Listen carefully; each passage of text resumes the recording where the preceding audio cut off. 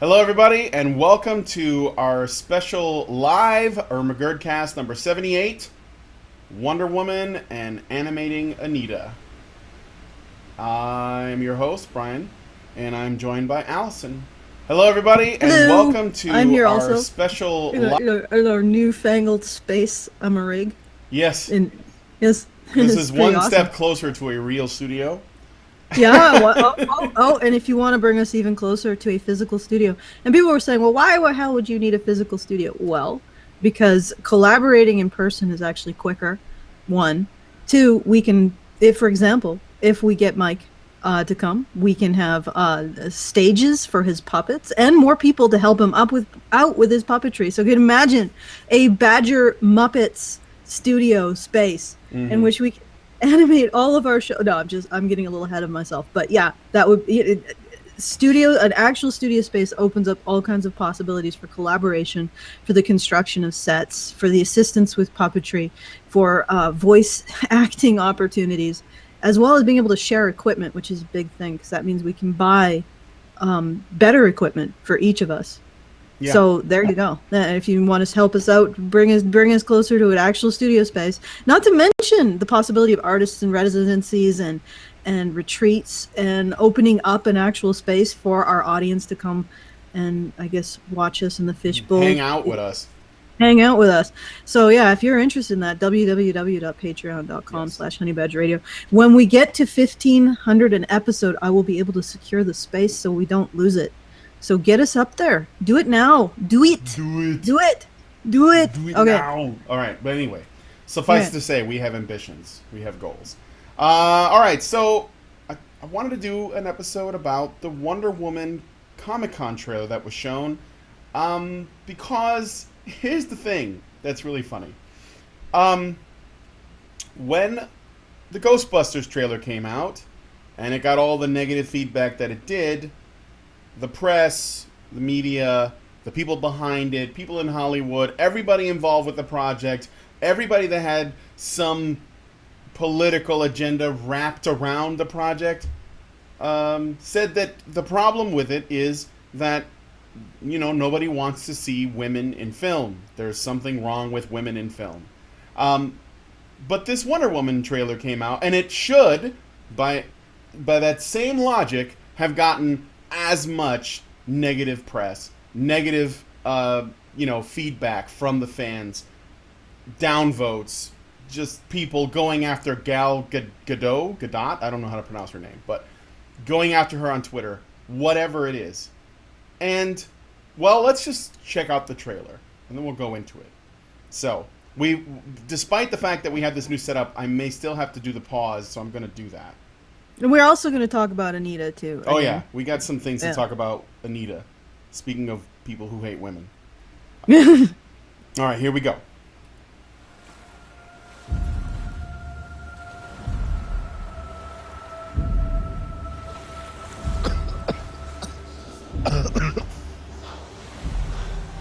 You're a man. Yeah. I mean, no, no, look like one. All All right. right, Yeah, we got to do the. yeah, I gotta pause it. I only yeah, I'm doing that for the banana, No, but no. I mean, we could also discuss it. I mean, that's sort of. It's actually a little hot there. That whole sequence. well, yeah, she's never seen D before, apparently, Yeah. so this is her being exposed to it. And again, I don't see anything wrong with this. Now I know the Wonder Woman story, so this is pretty much spot on.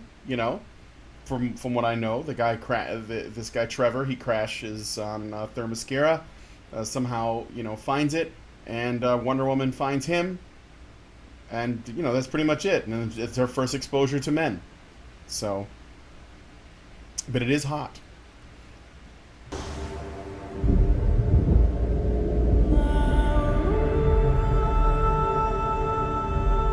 You have been my greatest love.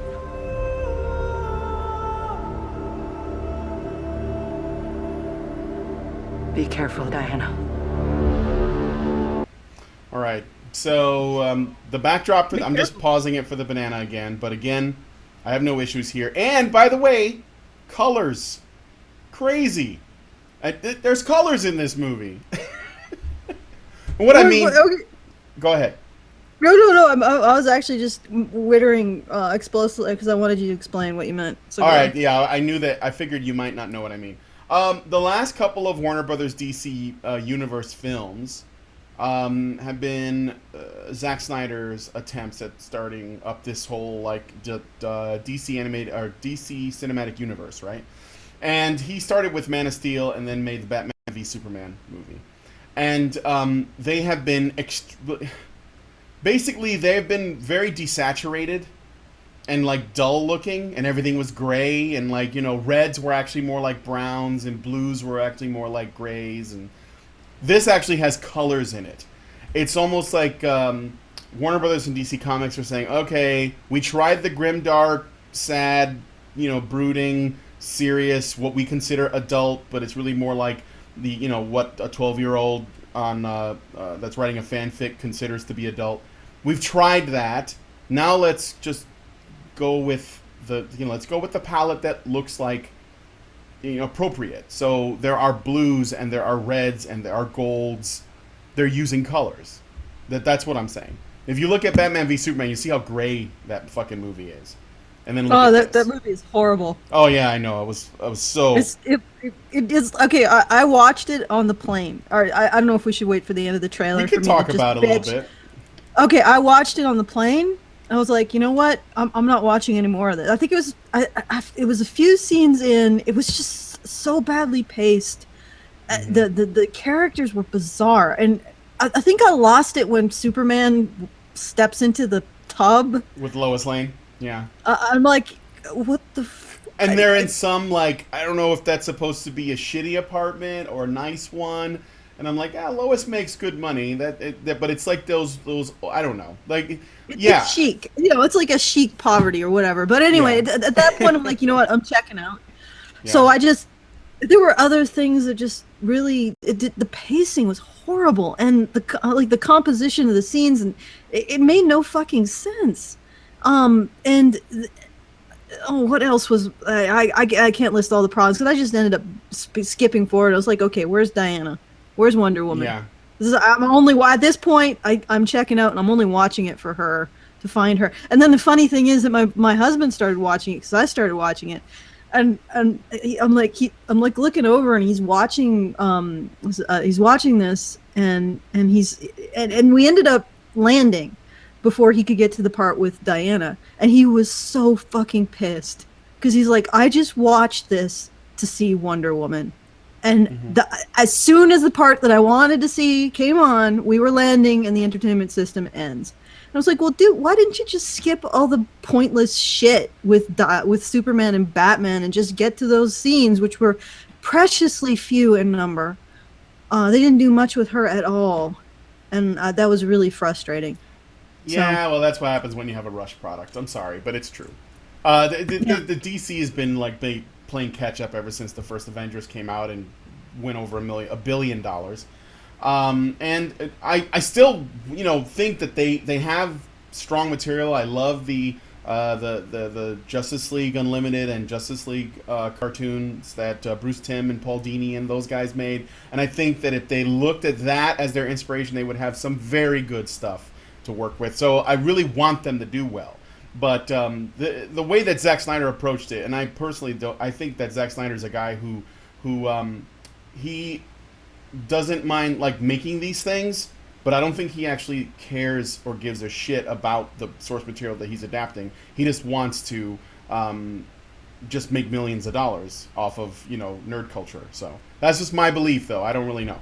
Anywho, getting back to what I was saying, colors. They going back to colors.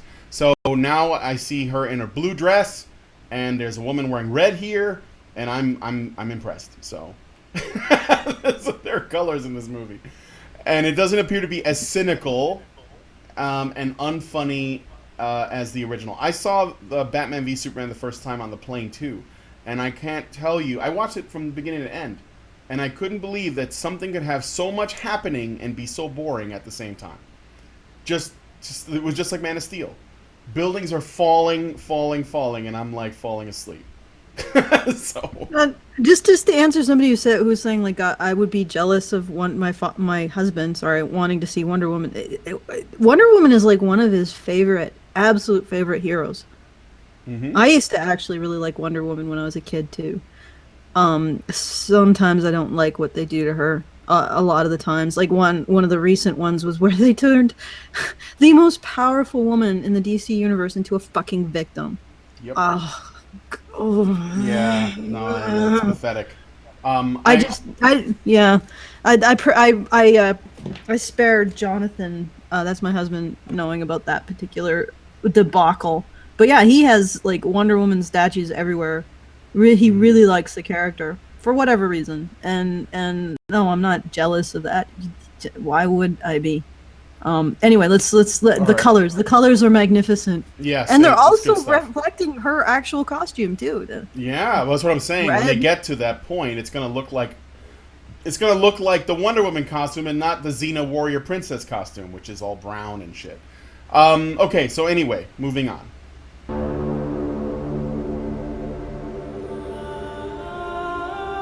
I do not deserve you.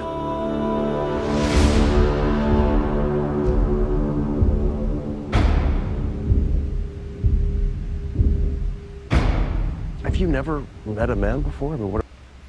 I'm just pausing it for the banana. Yeah, no, but there's some interesting. They do not deserve you, says. Hippolyta says that to her daughter. Well, and yeah, go ahead. Well, I was gonna say that again, this is a thing from the comics, from what I understand. Hippolyta, or if I'm pronouncing that correctly, that's Wonder Woman's mother, and she has a hate boner for men, and it's got to do mainly with something that happened with her backstory. I believe Hades, screwed her over or broke her heart or something at one point, and I can't exactly remember that part, but she basically had been screwed over by men, and so she has a thing against men, and that's the thing about the Wonder Woman story that's really good, is at least the origin story as I understood it. Wonder Woman, Diana, she doesn't know the truth about men. She's never met one. Her mother constantly warns her, don't deal with them. They're all shitlords. They're all assholes. They're all, rapists, whatever. Basically, she is essentially a radical feminist. And I have started this island of all women because, or I'm in charge of it because, this is what I think, right? And you need to, stay over here. This is where it's safe. Men are dangerous. Whatever. Warlike, destructive, etc. And Wonder Woman meets a man, and she has those assumptions, which she learned from her mother. And then over time, from spending time in the real world with men, she realizes that they're not all bad. And she actually that actually brings her into conflict with her mother, who has basically fed her this idea that men are all bad, and she's the one who discovers that they're not, and that they're capable of empathy and heroism and sacrifice, and caring, and this is something that, and compassion, which is something that's under her tutelage, growing up, was something that only women were capable of. So if they're sticking with that narrative in this movie, then I'm all on board. That's perfect. That's wonderful, in my opinion. The evolution of her morality. Yeah. Yeah. Okay, let's give the next 20 seconds out. Okay. What about your father? I had no father. I was brought to life by Zeus. Well, that's neat.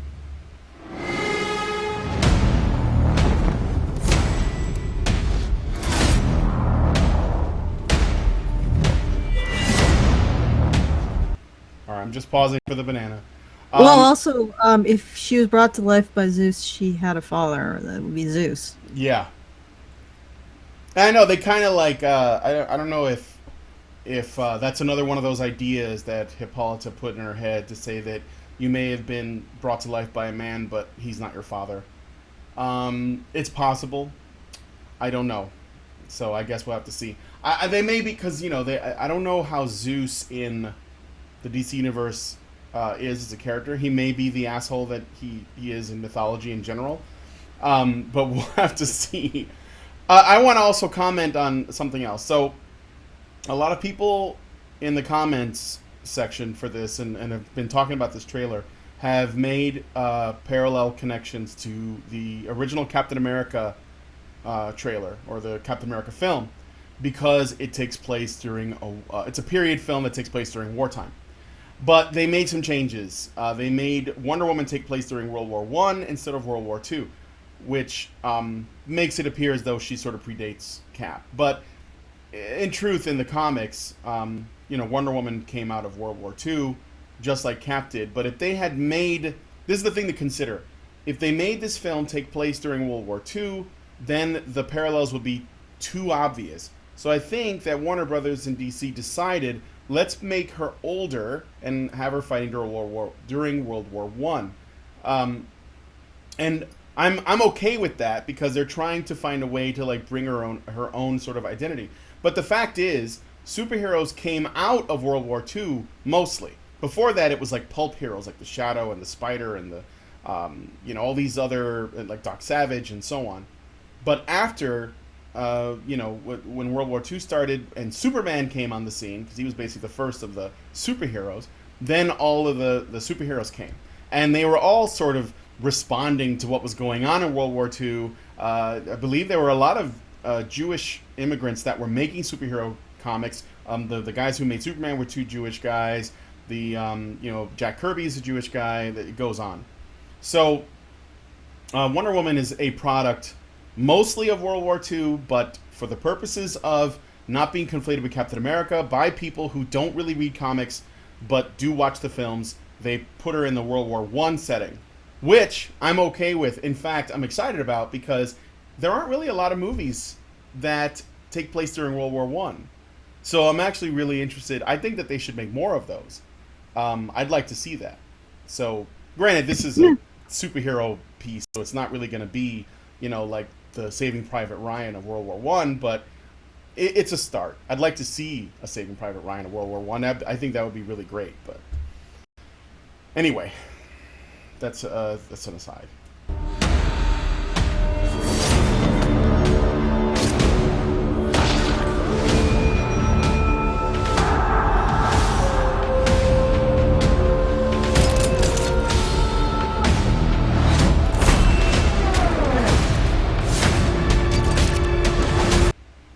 Just pausing it for the banana.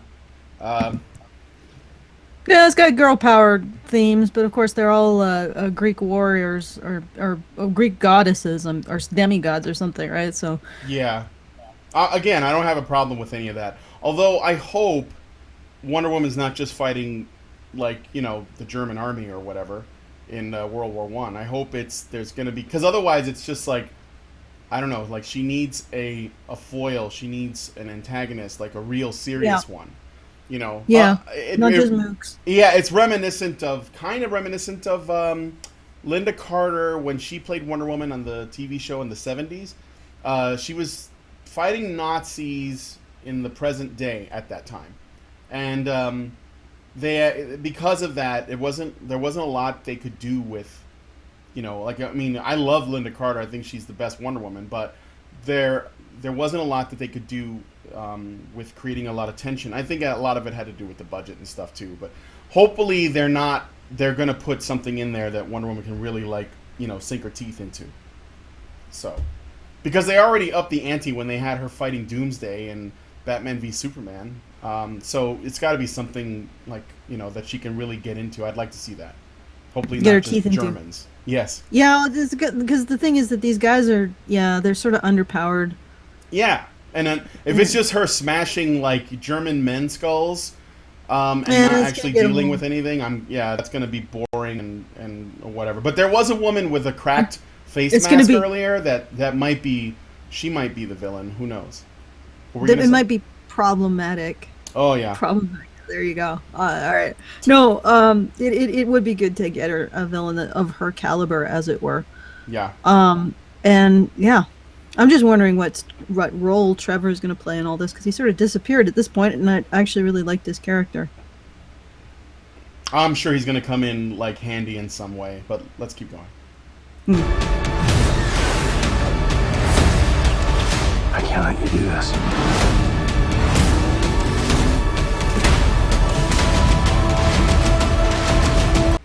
Just pausing for the banana. Well, no, actually, you that was a premature banana there because it only went about 12 seconds. Okay. I right. stopped paying attention and I became worried. Okay. Oh, no, all right, put another 20 seconds on the clock. All right. What I do is not up to you. Do you want to say anything to that?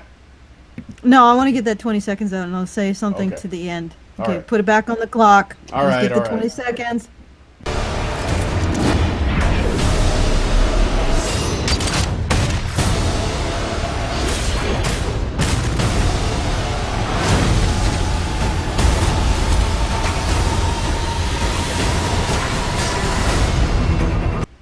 Just pausing it. Might as well. Yeah, I know. That's it. You know, like I said, it has that girl power refrain. It's not bugging me yet. It depends on how they do it, I think. Because I mean, you can't get away from it. She is a demigod, and they are just soldiers. Although it's Yeah. interesting to see. It's funny See how that they chose World War One. Yeah, it's a little bit more. It's a little less morally black and white. I mean, you're not killing Nazis at this point. You're just killing a bunch of guys who were gang pressed into wartime service. Yeah. Because an archduke was Or they were shot. Or they were made to believe that this was going to be glorious because it wasn't World War One. Like everybody went and they thought, oh man, it's going to be awesome, like these paintings and I've never even seen war before, because there was so much like. And then it turned out to be one of the most horrific. Yes. Just god awful. I think it was worse than. I think it's pretty much worse than World War II because at that point they'd gotten tanks and they could break through trenches. Whereas with World War I, it was all just sitting around waiting to die, calf deep in mud and shit. Mm-hmm. And the technology was stuff people weren't ready for, such as mustard gas, which was horrific, right?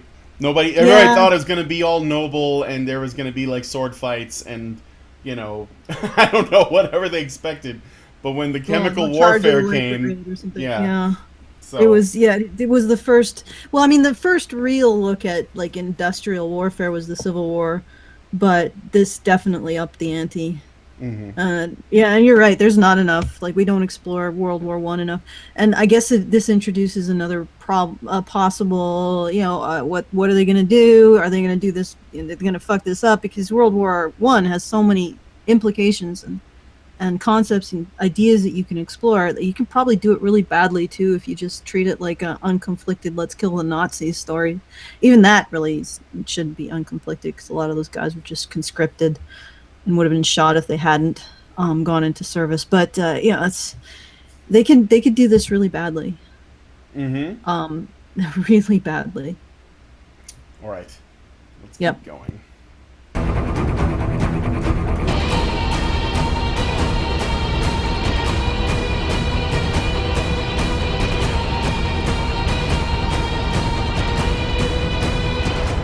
It's Etta Candy. I'm Steve Trevor's secretary. What is a secretary? I go where he tells me to go and I do what he tells me to do. Oh, well, where I'm from, that's called slavery. I really like that. Right. You don't have any employees? You only have slaves? Yeah. All right, so let me play might as well just get to the end of this. Yeah, ladies, after you. I do. I like her. Okay. All right, so for many people, that's probably the only point of contention. It's a little bit question. It's starting to get a little, but I think they played it off as a joke. So yeah, that's what I was gonna say. Now here's the thing. With Wonder Woman, I would make the assumption. I'm gonna try to give them the benefit of the doubt here. All right. Wonder Woman is or Diana. She's from an island of all women, and she doesn't understand anything about the civilized world. Not that Dermaskira is not civilized, but you know what I mean. The outside world, everything outside of that, okay? She is being exposed to all this for the first time. This is a type of storytelling that is very common. They call it the fish out of water. And you're supposed to find the fish out of water archetype funny and at the same time a little bit profound. So, and there's a lot of movies where you have aliens or people who have never been to another country or whatever, and they go and they come to America or they come to Earth and they don't understand our ways, our customs, or our systems at all. And there are supposed to be moments where they might say something and we find it funny because, haha, they don't get it. This is the way it works. And then there are also times where they may because you have that idea of like if an alien came to Earth, what would he think about the way we do things, and has no experience with it. You might actually get something useful or profound from it as well. So sometimes they use that type of storytelling to bring attention to things like nationalism or racism or something like that. But there's also the other side where that they don't understand the ideas like employment and currency and economics and stuff like that. And I think in this case that's what's happening. I think that Wonder Woman is getting this idea that there is a woman that serves a man and that is somehow slavery, even though the secretary described it in such a way that it doesn't sound like she gets anything. Like it's not a first off a voluntary decision, and secondly she benefits, like it's a win-win sort of thing where I get paid to do stuff for this man. She doesn't explain it in that way. Well, I wonder if Diana would say the reverse is slavery, if Trevor was being paid by this woman to do shit. Yeah. I mean, seriously, maybe she would. Like I said, I really do hope. My hope is, and believe me, I have some rising fears because of that last few seconds. My hope is that they explore Diana as a character with a moral agent every bit as respectfully as they would explore the moral agency of a man. Yeah. Which means no get out of free vulnerability victimhood shit. Like her actions are given the same weight and consequences, or even more, considering she's a demigod, as the men around her. And of course, that one scene suggests that they may be playing up the woman in a man's role or world victimhood shit, and just totally depriving her of that respect as a moral agent by, making her into, like they did in the fucking comic, a victim. Hopefully it doesn't happen. Yeah, hopefully it doesn't happen. But this is I could be borrowing trouble. Yeah, but this is what would have to what I think they would have to do. They would have to be willing to make Wonder Woman look silly. And that's the thing that I think is going to be really tricky. Or wrong. Or wrong, right? Because here's the thing, like I'm going to take a character that is very similar but male. Thor. In the first Thor comic, or in the first Thor movie, Thor comes to Earth from Asgard. Now in Asgard, he is a prince. He's basically a god, a warrior, a Viking type, whatever, right? So he brings all of that with him to Earth. When he comes to Earth, he is very much, in many ways, he's a fish out of water. In many ways, though, he blends in just fine because, where he comes from, they have highly advanced technology. He's not an idiot. But they do a nice job of, balancing it out. So, he's bombastic, he's gregarious. This is stuff that other people are not accustomed to. The way that he talks, the way that he carries himself. And then there's a scene, it's one of the ones that most people think of, where he's in a cafe or something, and then they're like talking, and he has a coffee, and he says, I like this drink, and he throws it on the floor because that's what they do in Asgard apparently, and shatters the cup, and he says another. And we're supposed to laugh at him because that's, it's absurd to do that, but not for where he comes from. And there are people, they teach him that, they have to make him a little bit of the butt of the joke. And they do this throughout the Thor films and even films that he's in. But they do it in a way that is balanced because he's obviously not a victim. He is learning a valuable lesson from his father. He is also learning to adapt and to see the value in humanity and also the desire to protect them. So all of this comes from that. And Wonder Woman would have to also have experiences like that, so that we can see her develop from a Themysciran Amazon that has no interest in the outside world, that doesn't know anything about it, and has no interest in giving a shit about anybody outside of her sisters, to the superhero that she's supposed to be, that cares about everybody. And part of that, I think, would have to require her to be exposed to some level of humility in the same way that Thor was. So if they're willing to do that, like they can have this scene where she says, like they call it slavery, but at some point she'd have to come to the realization that it's voluntary, that women are not slaves, that, you know, they can take jobs and all that, and she would actually have to be humbled by it. But that's or what they it can would go require. the other way. Or they can go the other way, since they said it in World War One. They'll do a whole, women are totally slaves of the men who are going out and being slaughtered en masse and having their lungs burned from the inside out with mustard gas. They're totally slaves of that. You know, if Wonder Woman, okay, one of the qualifications is that a Wonder Woman comes from a society and her mother is obviously regards men as being inferior, and she's taught Wonder Woman that. She taught Diana that. Mm-hmm. But if Wonder Woman was truly part of a martial society where women were expected to treat themselves as an expendable and do dangerous tasks to earn honor and and an identity, their attitude towards men would be radically different than what we would expect, in my opinion. And the reason why I say that is because getting men to do those things actually requires a specific attitude towards women. There's a dynamic. I mean, there's a book that I cannot remember the title of that talks about the gender roles that are required to create a martial society, a society that has a critical mass of men, young men who are willing to go die for honor, or whatever buzzword, the normative cis patriarchal, whatever buzzword you want to use. That basically says you're not good enough as you are, man. But there's a certain dynamic. You have to exaggerate the vulnerability of women in order to get men to treat them as themselves as expendable, and to save and protect them. So these Amazons, I mean, it's a magical society, and you can just say, oh, well, they've structured themselves this way because magic. But if they were real, how would they structure that how would they create that expendability without a vulnerable other? That's what I'm just, and if that was the case, then their attitudes towards men would be radically different. And there's no reason for Wonder Woman's attitude towards men not to be radically different than the way that women in our society see it, because she is literally, like, compared to an average man, she's a demigod. Yeah. They pose no threat. They don't even pose a threat with a gun. Like, men are not a threat to her. And in fact, she is so much more powerful than men that they are in the vulnerable and victimized position relative to her.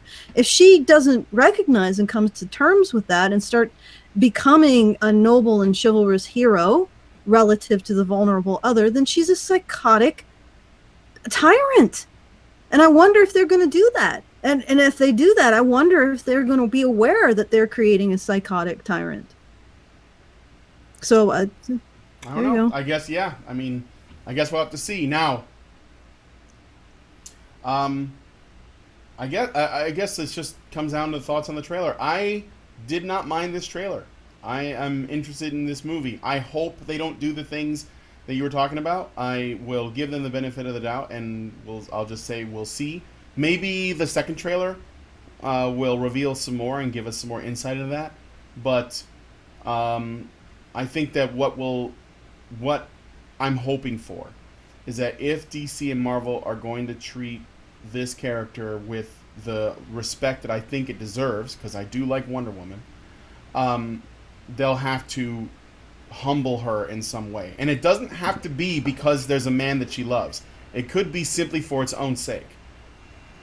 And I would say that if we look at the reverse, and we look at Thor with his incredible, like, overwhelming power relative to the people around him, and how he had to learn to be humble, and he had to learn to care about them and use his power to serve and protect them. That was actually the core lesson of the first Thor. Was that Odin said? Is that going to be Diana's lesson? Is she going to come to man's world and realize that her tremendous power means she has to take responsibility and use it to serve and protect the men around her? Is that the lesson she's going to... I doubt it. Let's hope. And if she doesn't learn that lesson, then the people who have created her have no real belief in her power as an agent, as a moral agent. They don't actually believe that she needs to be responsible for her power because they don't actually believe in it. That's the God's honest truth. The people who write this story, if they do not address that, the fact that Wonder Woman has to take responsibility for her power in a society of people who are considerably less power than her, they don't actually believe that she's powerful, and they don't believe it because she is a woman. Period. They think that that's an impossibility. That's how you resolve this issue. When you create a powerful woman and she doesn't take responsibility for the power, it's because the people who write her don't actually believe that women are powerful or have any power they have to take responsibility for. Yeah. They are so invested in the mythology of female weakness that even Wonder Woman is a victim. The most powerful woman. Yes. And they would they would have some nerve to have it take place during World War II, where so many men died, and they don't even know what they died for. Yeah. Or World War One. I'm sorry, World War One. Yeah, it's the World War. Yeah. And then we had women handing out white feathers at the same time, shaming men to go die for a war that nobody knew what the fuck was about. But it led inevitably to World War II. So, all right, let's. I guess World War One was like the war of just butthurt because. Yeah, it was the war of butthurt. Yeah. Yeah, you're probably right. Yeah, I think it just came out of butthurt. All right. Have we exhausted this? Yeah, we've exhausted this. I mean, I like the trailer. I like that it has colors. It looks like it could be good. I'm gonna, just keep my. In my opinion, ears I also to like the ground. colors. Yes. I really like the character. I've always really liked Wonder Woman. I hope that they respect her enough to make her a moral agent and give her a similar storyline as to Thor, because she is a demigod in the world of mortals, and she needs to learn to use her power to protect those who are weaker than her, rather than the usual girl power bullshit, man's world, glass ceiling, most powerful woman is a fucking victim. Disrespect. Friends, disrespect. These people do these storylines because they believe that you are, as a woman, incapable, weak, fragile, and because of that, you could never actually have to take responsibility for any kind of power you have in the world. That's what they believe about you. Yeah. Okay, I'm All off right. my soapbox. No, it's fine. And Chris Pine, who's playing the Trevor, the pilot, I like him. So He's awesome. Yeah. So let's move on to the next video. I'll let this play out. Tell us what you guys think about the trailer. By the way, it got way more likes than dislikes, unlike the narrative surrounding Ghostbusters. So, Anita.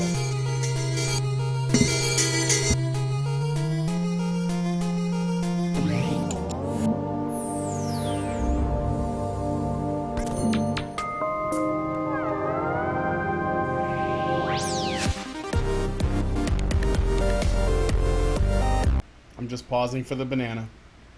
19 seconds. Got a banana, that banana. Split it and dice it and squash it, whatever. Yep. I'm just making time here.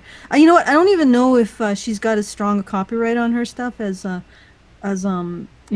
usual, the suspects, Warner Brothers, etc. Yeah, So, I don't want to take a chance because fucking. oh no, I totally hear you. I totally hear you. I've seen like cases where these like elites in media have just been able to do shit that no one else can do, and would not be surprised if Anita was among them. So. Okay.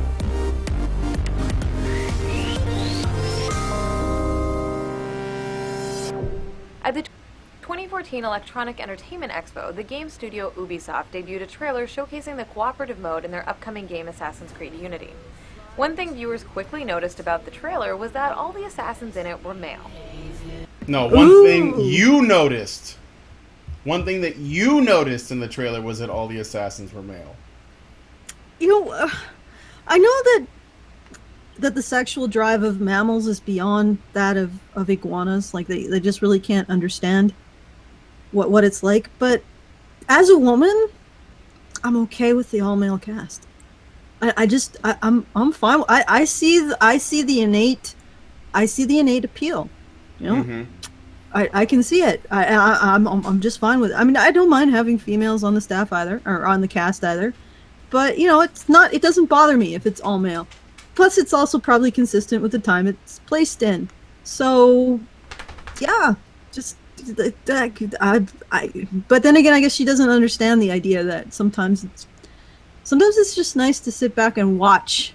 As I like opposed how to she's being- still I like how she's still digging up shit from like 2 years ago, when the fucking game development community, or whatever you want to call it, game developers have already bent over backwards to satisfy her whining and her groaning about, you know, all the sexism. And then this is why you'll never live this shit down ever, because she'll just dig up, like she had fucking clips from Ninja Gaiden, which came out in the 80s. No matter what you do, no matter how much progress Ubisoft makes, they can make a game tomorrow that has no men in it at all, and all of them are women, and they have different races and different body types, and you know, the only thing that is that's not female are all the things that you kill or exploit, which will all be male.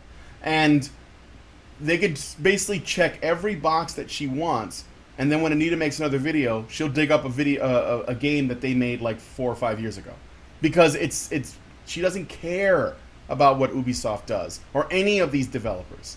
She's going to use what you have done, the sins of the past, in order to forward her narrative so that she can make money. She doesn't even care about video games, you know. So Oh, this is gonna be a long one if we go through yeah, this. I know. 20 seconds at Okay, a so time. one other thing I will bring up is, speaking of killing men, Anita's a hypocrite because she's going to say that she has a problem with the fact that there are no playable women in Assassin's Creed Unity, but she doesn't have a problem with the fact that everybody you kill in the game is a man. Now, if there was a woman that you assassinated in the Assassin's Creed games, then that would actually become its own video about disposable females or some shit. So, Okay, if she starts to repeat herself, I'm out, Brian. all right. I don't got your back, because I'm not gonna endure repetition. I don't care who says we're cherry picking. She starts to repeat herself, I'm gone. So All right, let's continue. well, I mean, there's only so many ways you can slice this orange. I don't know. All right, let's go. Iguana turd. Yeah. When questioned about why female characters weren't an option in this mode, the game's creative director said that although there were originally plans to allow for female assassins, the development team couldn't add them because it would require double the animations, double the voices, and double the visual assets. Meanwhile, a level designer on the game stated that including... Okay, I think we got a banana there. I'm just gonna point out, you know, I like the shoulders. I'm just gonna enjoy the eye candy here. Like I said, she must be a lizard if this... Okay, I meant metaphorically. It's not really an insult. I'm just saying, Jesus, why are you so fucking obsessed with your ideology that you just can't sit back and just enjoy, you know, what you're seeing? I'm just putting it out there. You I'm know, sorry. I agree. I mean, it's what are you gonna do? And then she's basically saying, like, is she trying to say that Ubisoft is making an excuse by saying it would require double the animations, double the voice work? Because it would. That, Yeah. I mean, women and men don't move the same. Sorry, I know that you really believe in the social construct, but we have different bodies, therefore we don't animate the same way.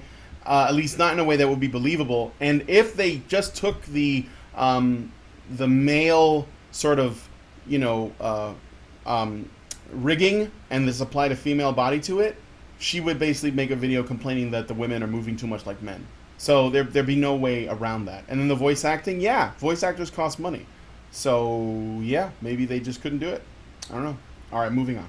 Yeah. Female assassins would have meant recreating 8,000 animations on a new skeleton. These comments led to an explosion of controversy and criticism on Twitter, with many people using the sarcastic hashtag "women are too hard to animate." No, additional characters that move completely differently are too hard to animate. You could be advocating for iguanas in games. It's You not know, even that equal- it's too hard to animate. It's just that it takes longer. And Yeah, equal representation for the iguanas, right?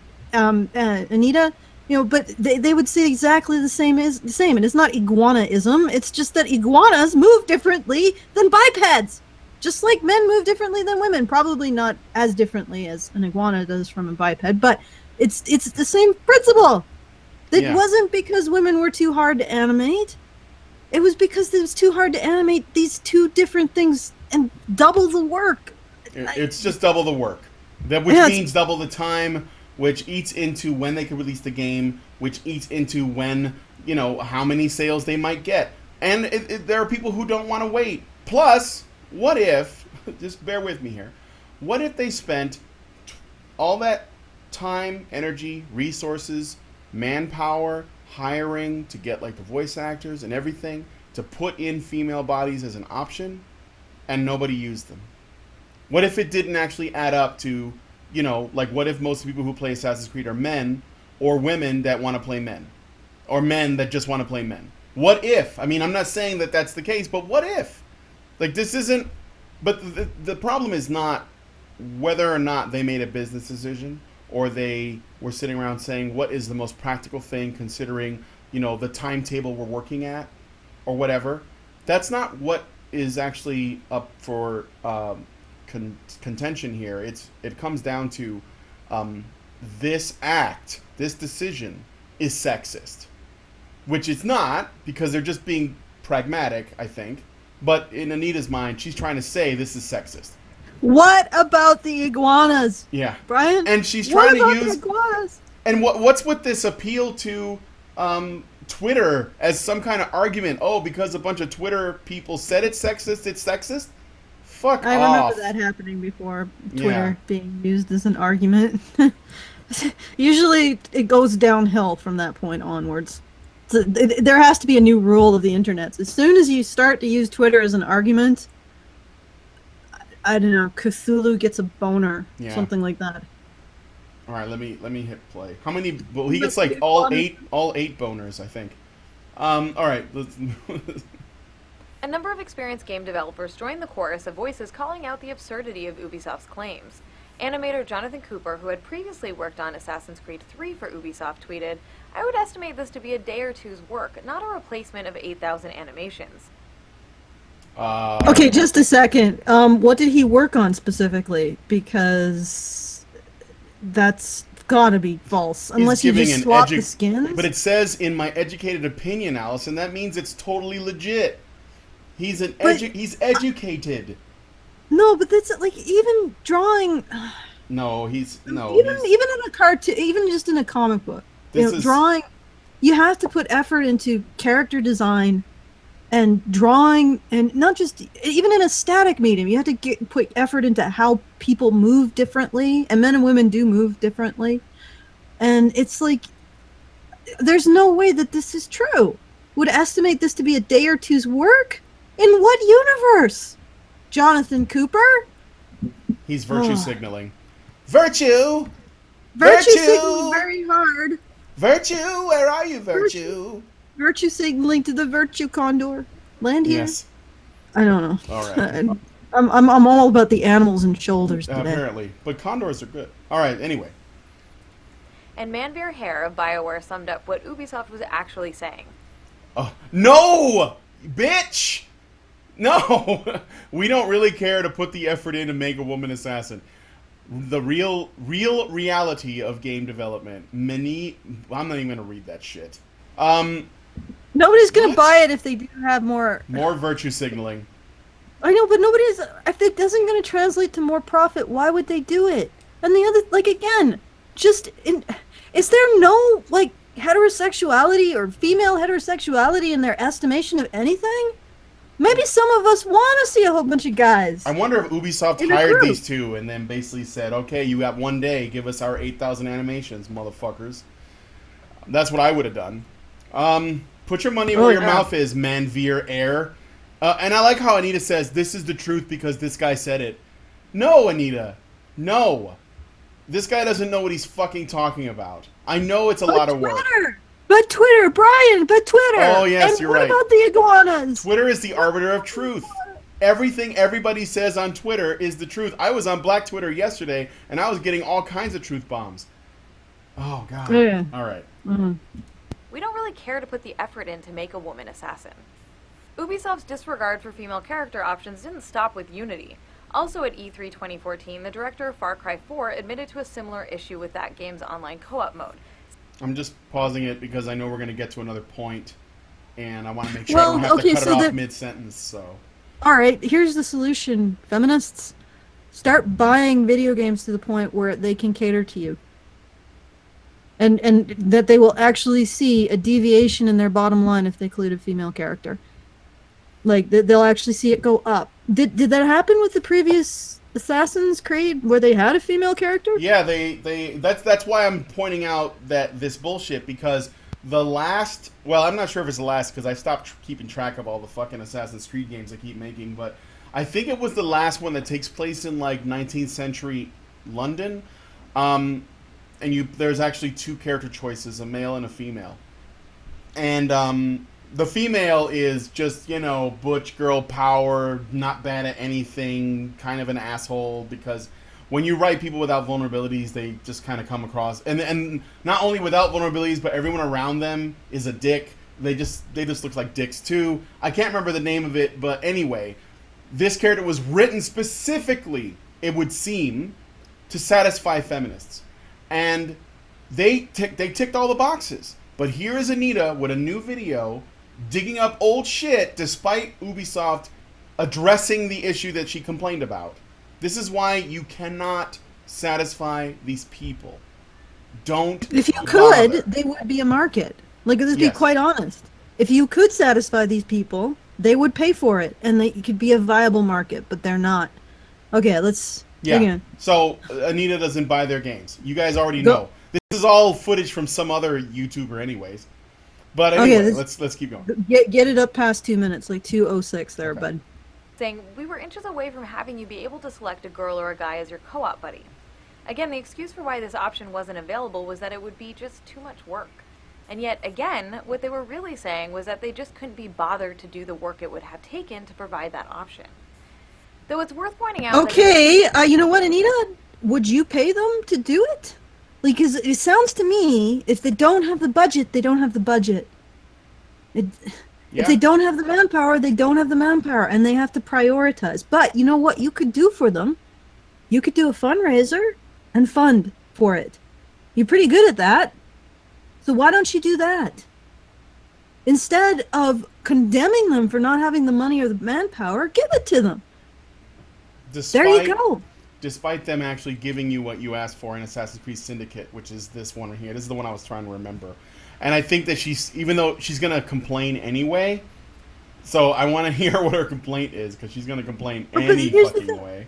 She could use her amazing powers of fundraising to fundraise the money and manpower required to make the changes she wants. Of course, nobody's going to buy them, but whatever. At least these people won't be out and rapidly, potentially losing not just that particular game, not just losing money on that game, but going out of business if they don't actually appeal to their audience with the minimum amount of cost. That's how business works. She could fundraise to have all of the changes that she wants, and she'd actually be doing something rather than whining to men like a damsel and saying, "Save me, you're making me feel bad." I'm not seeing myself in games.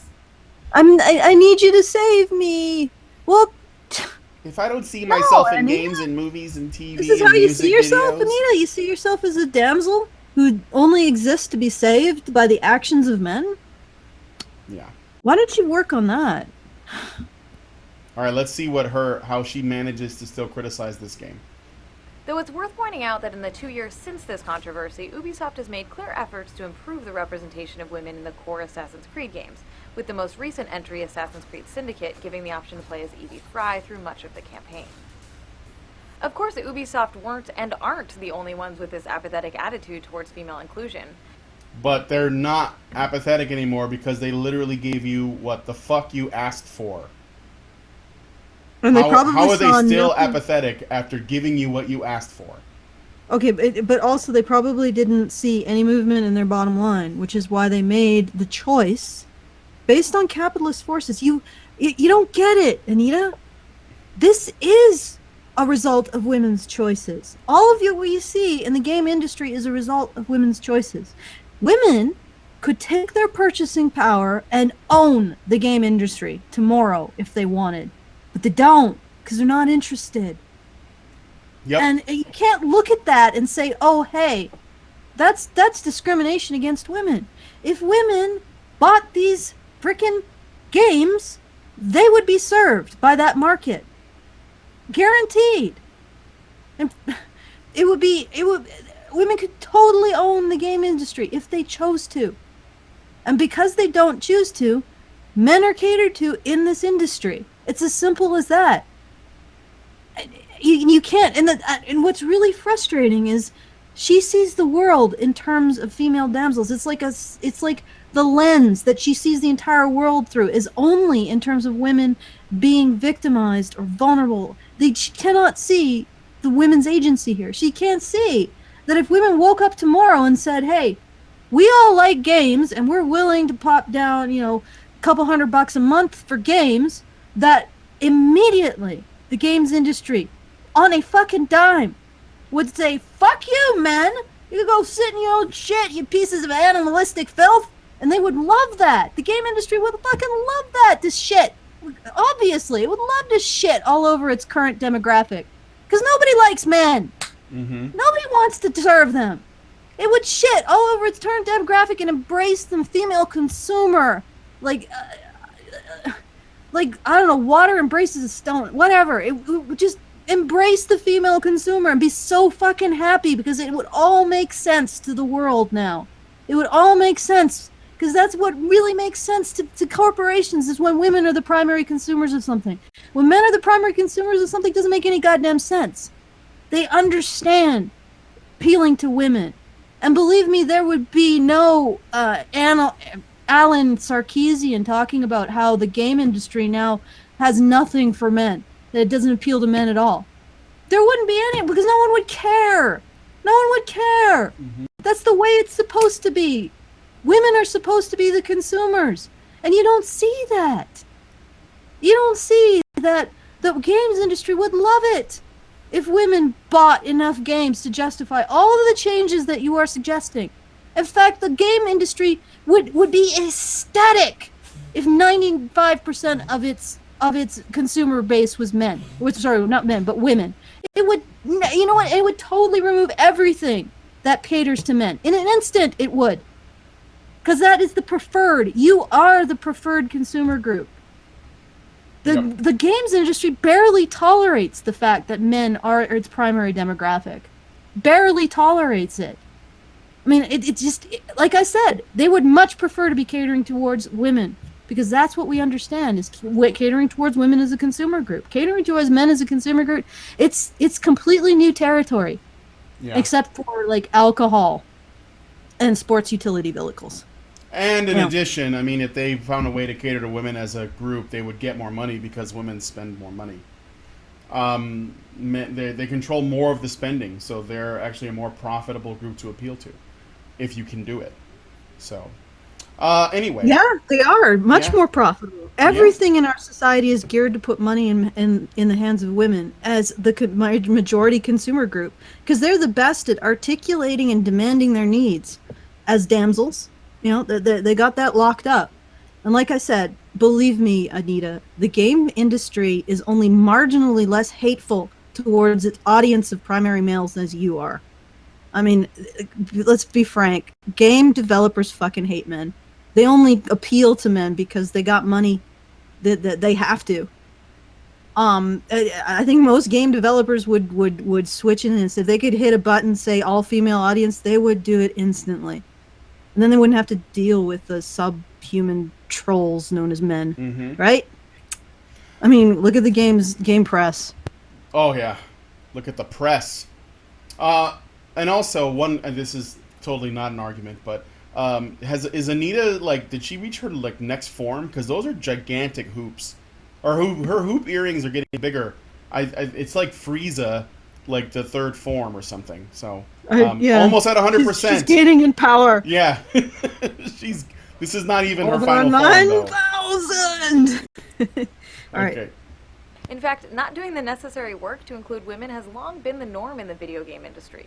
The FIFA soccer series, which had its first entry in 1993, took over 20 years before finally introducing female teams in FIFA 16. What? Women play soccer professionally? I didn't even know. Yeah, they do, but it's sorry. not. I'm sorry, men are just better physically. Like, they're just more interesting to watch. Because men, it's not just that men are physically more powerful, but they seem to be more inclined to express themselves through their bodies more. So there's just more there to watch. And that speaking is, like, I won't say hetero, a woman who likes men. And again, going back to the Assassin's Creed, all being all male, sometimes you just sit back and enjoy the show, Anita. It helps. Yeah. But I can't wait for the new fucking NBA Jam that has WNBA players in it. I'm kidding. That's not going to happen. From downtown. Okay, but anyway. So now it's a problem because they haven't included women in sports games, even though the overwhelming majority of people who buy sports games are men. And likely they want to play with teams that they know. That's why I said, what? I didn't even know that there was such a thing as female FIFA. But I'm gonna articulate this further. You know how women being beautiful is something that men are attracted to and they enjoy? Well, men's physicality is something that is attractive and enjoyable, Anita. It's like if you had a game where it was the object was to play a cat, a supermodel, and it was all women. What aspect of that would you complain about there, Anita? Would you be complaining about the fact that there are no men supermodels? Or would you be complaining about the fact that that this all-female cast is there for the delectation of the male viewers? What's the difference? Mm-hmm. The all-male FIFA, it could possibly be there for the delectation of the very few women who games. That's what they should do. They should make, I know no one's going to make this financial gamble, but they should make a FIFA game that's only the female teams. And let's see how well that sells. And let's see how many women buy it. Let's see if Anita buys it. She won't. And then we'll find out, how market forces actually work. Of course, Anita hates capitalism, but... All right, moving on. All right, let's move on. Before I can...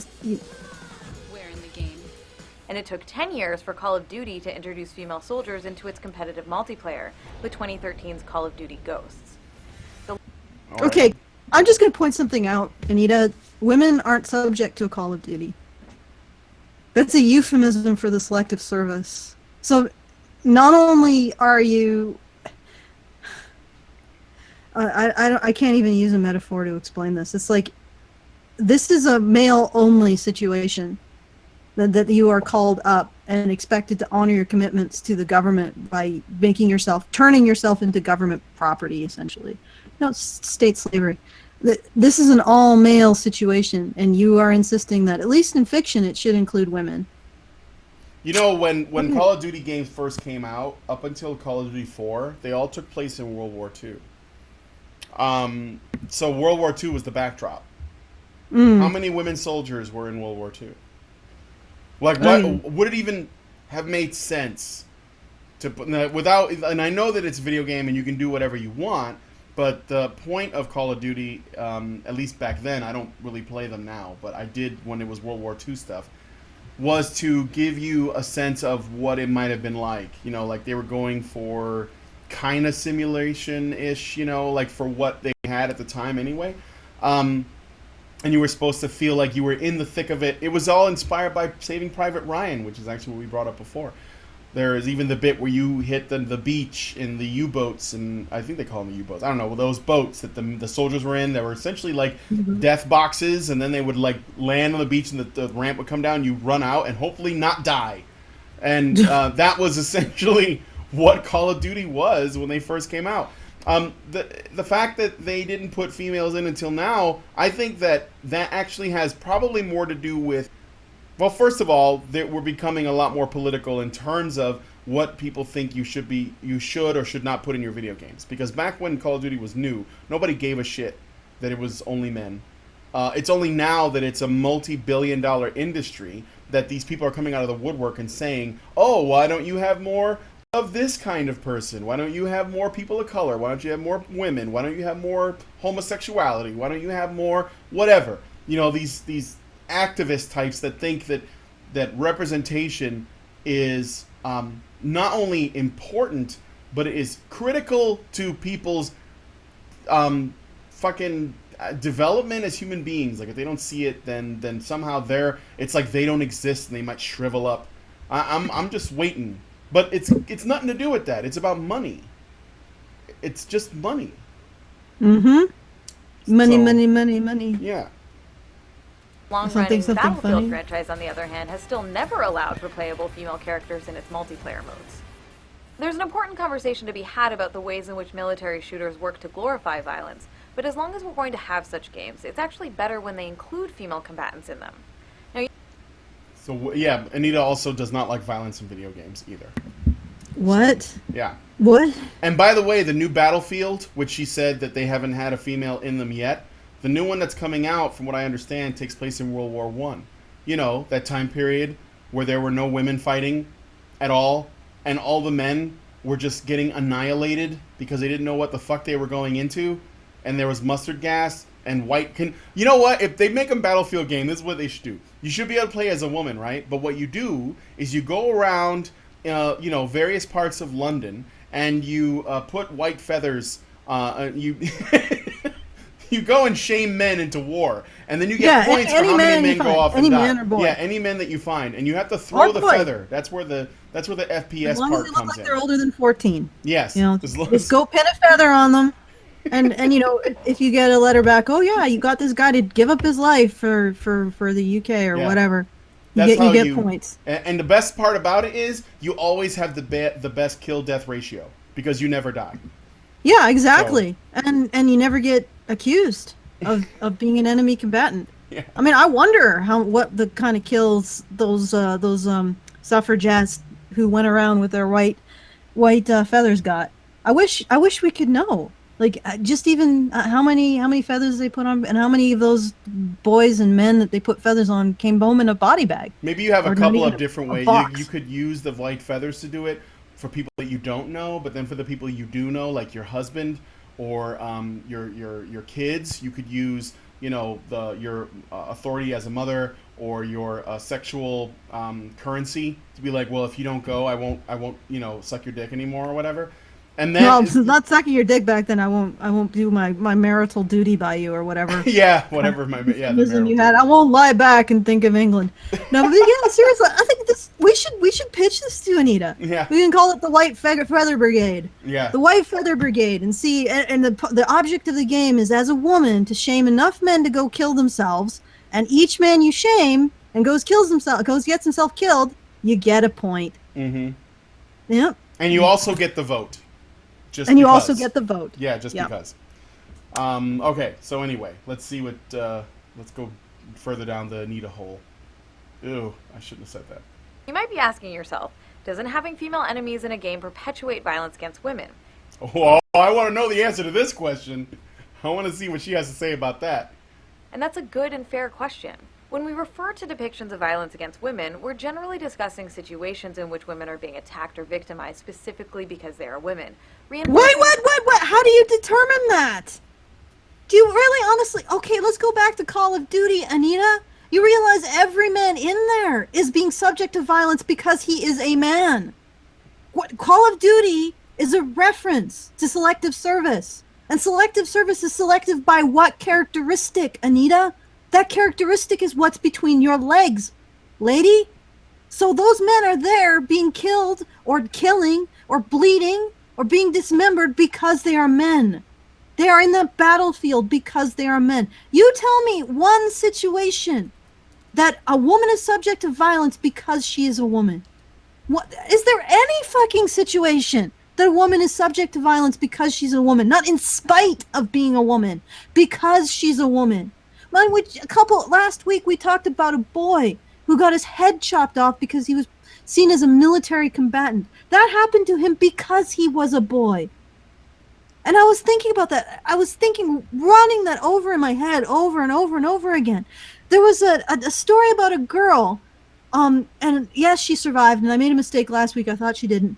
But I think her name was Malala, who was advocating female education in Afghanistan and was shot but not killed by the Taliban.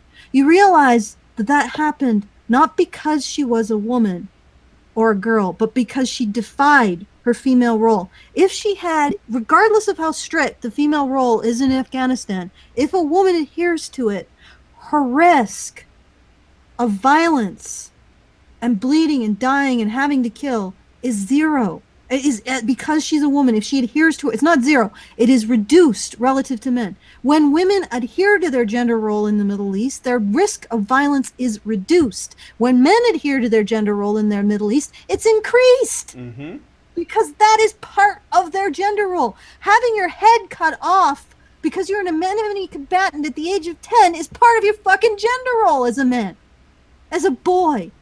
It's because you're a boy that this violence happens to you. No, you tell me one instance where women are subject to violence because they are women. Can anybody say that? One instance. No. Well, I'm throwing it out to a challenge. I'm throwing it out to the audience. If you're a feminist in the audience, tell us. Yeah, Christy one Winters, legitimate tell instance us. She's not in the chat. of women who are subject to violence because they are women. One situation. Let's find out what Anita has to say. Yeah. Perception of women as victims. Such scenarios are very different from those in which women are presented as active participants. In the Street Fighter games, for instance, when Chun-Li and Ryu fight each other, this isn't considered violence against women because the two characters are presented as being on more or less equal footing, and because Chun-Li is an active participant who isn't being targeted or attacked specifically because she's a woman. And they usually... Oh, I guess you're talking about when the damsel in distress is targeted. She's not targeted because she's a woman. She's targeted to get the plot started. Like, I don't know, Princess Peach wasn't kidnapped by King Kumba, is it? I forget the name. King Koopa / Bowser. Koopa. Yeah. Koopa isn't kidnapped because Peach is a woman. It's because she's a valuable hostage. Yeah, because she's royalty. She has a kingdom. If she was just random chick, he wouldn't care. He cares because she has political power. And if you want women to be equal, to have their power and ability perceived as equal to men, you got to get rid of the expectation that men save women, because you don't need to save someone who's your equal.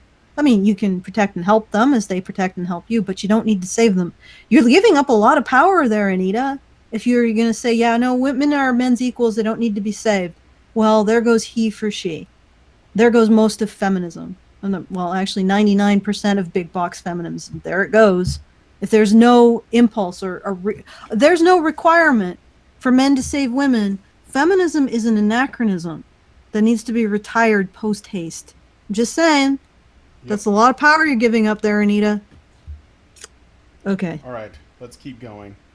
Yes. Similarly, the waves of male attackers players face in so many games are typically not passive victims. They are active participants in the conflict, and importantly, the violence against them isn't gendered. Players fight with them because yes, it is. It is totally gendered. Because almost always your enemy is male. You haven't noticed that, Anita? And the reason why it's almost always your enemy is male, because if you face the female enemy, you never see that. And this is the funny thing. You will see on the hero side, but almost never as an enemy mook, female characters. Almost never. They never.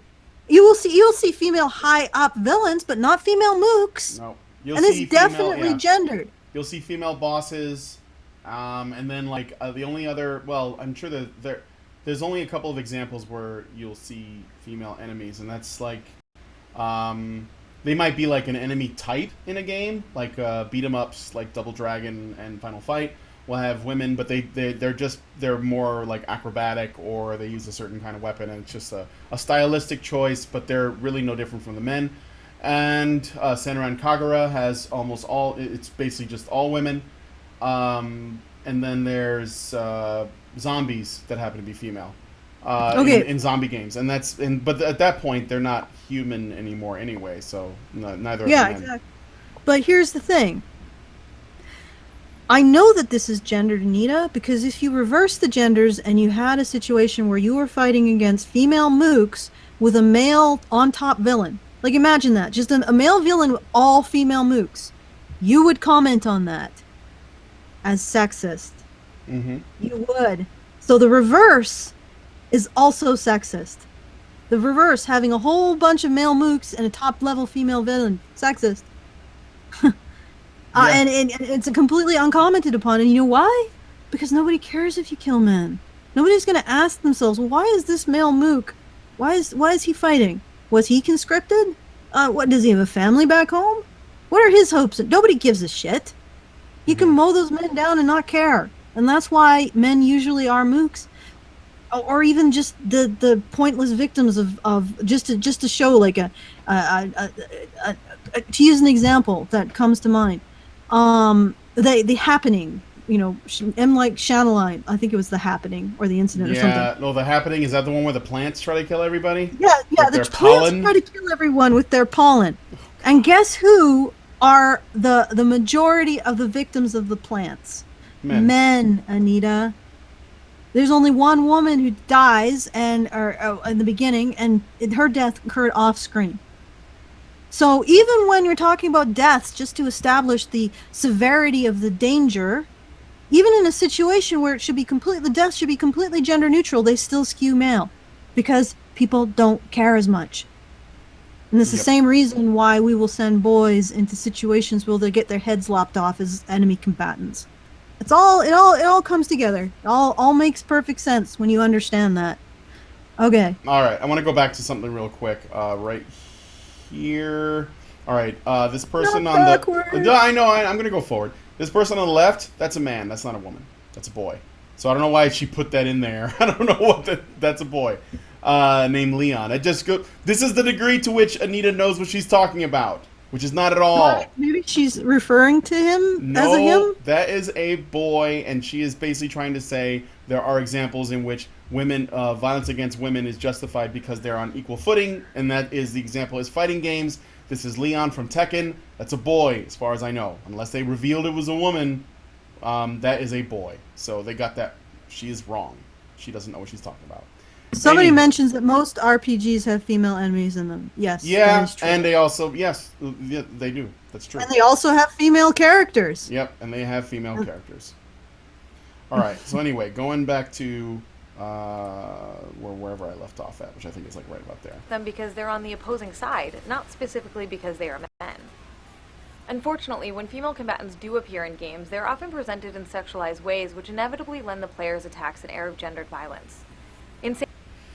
What? Okay. Anyway, I'm just... Okay, all right, wait a second. Look at this guy. Anita, I'm going to give you a little bit of primer on how fabric falls or does not fall. Fabric does not hug the pectoral muscles like that. Period. He is also sexualized. You just haven't noticed because he's simultaneously fully clothed. But fabric does not usually do that with a human body. So you're wrong. Men are also sexualized in games, and also you're also wrong that not all women who are enemy combatants are sexualized. And furthermore, how the hell would you know if they were women if they didn't emphasize the fact they were women? I mean, if you're going to create a female model, you might as well show people, hey, I created this female model. I did all the 8,000 polygons to create this so that... Oh, God. You're right, Brian. There's nothing that anybody could ever do to make her satisfied. She makes a very excellent, stereotypical woman. Yep. And another thing is about the shooting. I was thinking about this. If Call of Duty really wanted to be edgy, because I know that they're often trying to be really edgy, why don't they, if we want to test human reactions to men versus other things, change the enemies, do a stage where all the enemies are not men, not male soldiers that are well trained or appear to be trained or whatever, but they're all boys in the Congo with AK-47s. Just like boys, like child soldiers, and see how people react to that. And that will let you know how sort of numb we are to killing men in games. Now, I personally am of the opinion that it's a game and you should be able to do whatever the fuck you want, because those aren't people that you're shooting at. They are ones and zeros. But if we're going to apply the logic that Anita's trying to apply, then let's take a look. If people are shooting at women, they're going to recognize that they are. If they're shooting at men, in general, people don't even notice, because they're just those are just enemies. And if they're shooting at children, I'm guessing that they'll also notice.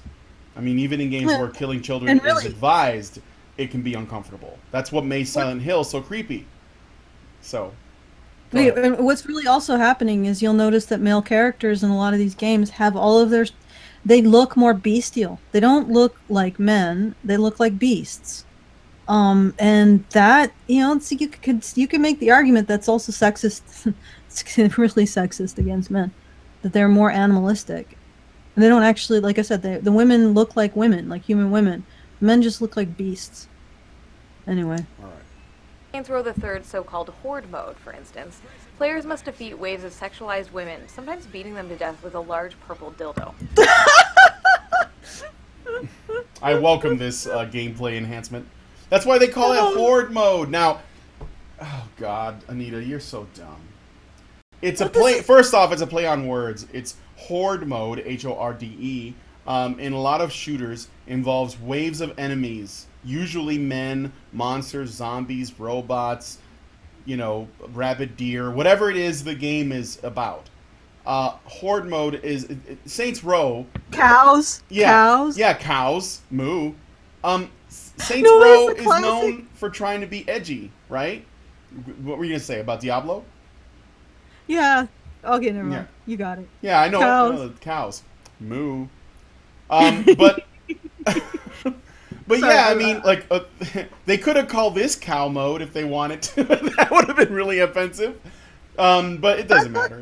I might have done that. Blackadder, the nursey, she always has this really stupid cow outfit that she goes as in Hollywood. Just have like a whole bunch of women dressed up as cows. Mm-hmm. That would have been. I would have just had really heavy set women. Spray them down. You know how you take them out? Spray them down with bull semen. Yes, that's what it would have been from the dildo. It would have been like a gun. Yeah. But this I wonder if because I know that Saints Row they just want to be more absurd than Grand Theft Auto. It's basically the way that they compete, because GTA used to be pretty over the top, and then it got a little bit tame around Grand Theft Auto 4, and then Saints Row was a response to that, to be like, hey, you guys lost your edge, and we're gonna get it back and then some. So yeah, and by the way, I don't know if Anita's gonna say this, but you can make female characters in Saints Row, and you can make them however you want. You can have them wearing crazy ass outfits. You can make them completely nude. It doesn't matter. Saints Row is off. It's just insane. That's the point.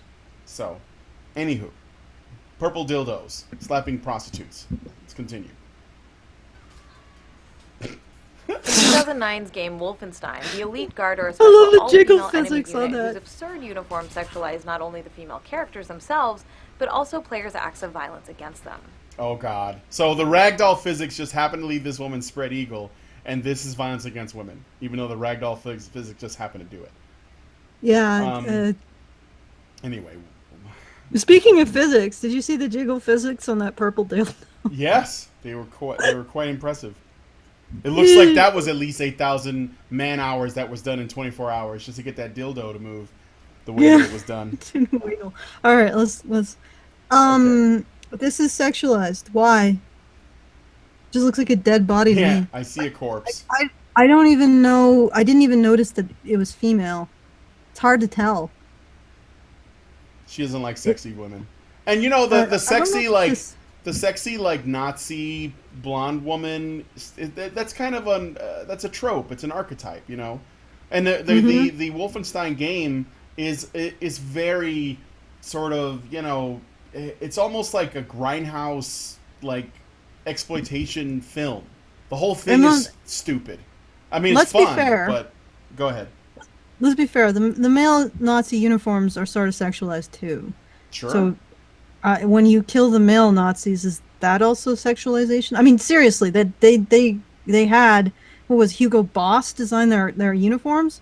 I'm pretty sure it was that, but if I'm wrong, I apologize. But it's like that was intended to look good and sexual, and so if you're shooting male Nazis, is that also sexual? What the fuck? What's the logic here? I gotta say too, Nazi uniforms are best uniforms. They look really good. I won't even lie. SS uniforms look cool as shit. The only ones that come close are the Russians in World War II. So yeah, I would rock that shit if it didn't have so much stigma surrounding it. Well, because yeah, it just looks good. I like the colors. It was intended to. It was intended to be attractive and intimidating and sexual. So if you shoot a Nazi in the head, does that sexualize violence against Nazis? Yep. Questions to ponder. All right, moving on. Similarly, in 2012's Hitman Absolution, the Saints are a special unit of female assassins who wear latex fetish gear underneath nuns' habits. It's a ludicrous... But there's a woman in color there. Look, it's so diverse. Of course, she has a problem because it's like some kind of latex rubber fetish thing going on, but okay, whatever. That's awesome. I know. So it's like it's like, why not? Like, why not be able? I mean, in this fantasy world, you can wear latex fetish gear, which is possibly the most uncomfortable clothing that ever existed, and you can carry a fucking RPG. Like, you can carry anti-aircraft weaponry on your back. Why the fuck not? And platform heels. Like, if it's a fantasy world. Yeah. She's been moaning about this trailer since she saw it, so this is just her. I think she's brought this up before. I know that she hated this trailer. I don't know if the people who made Hitman Absolution were trying to trigger people or they just didn't know. But yeah, this was definitely going to rustle some jimmies. So yeah, well, they could have like a whole bunch of like, you know, do the same thing, but just have like Nazi officers. Rustle some white feathers. Yeah. Okay, but anyway. It's a ludicrous design choice that is transparently intended to sexualize these enemies. And in Metal Gear Solid 4, the Beauty and Beast unit is an enemy group made up of 5 female soldiers. Oh no, you do not talk about the Beauty. They were badass. They were so badass. But anyway, I want to see what she has to say about it. So, when did you say something? Just banana this sucker. Okay, oh, sorry. What? Okay, good. That players fight over the course of the game. At certain points during these encounters, each boss sheds her armor and appears as a woman in form-fitting attire. Oh, so funny. Seriously. Yeah, so that's basically like there are multiple ways to skin a cat, as it were, in Metal Gear Solid games.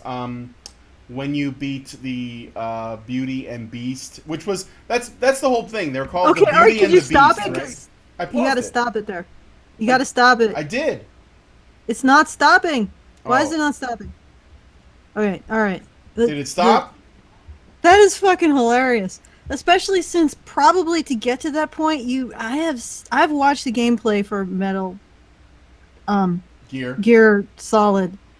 I've not really played it. But there is the angle when you're crawling on the ground and you're doing it for hours. You know, it leaves.